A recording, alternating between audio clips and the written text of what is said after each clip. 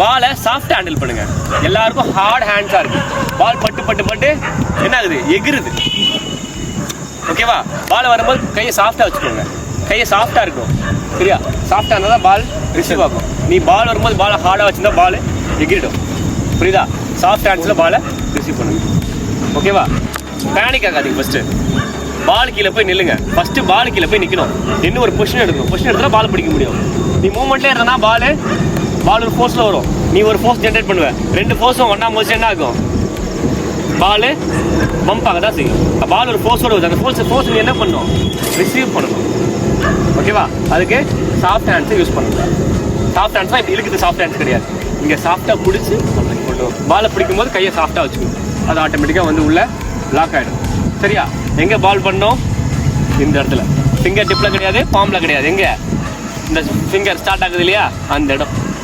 Okay.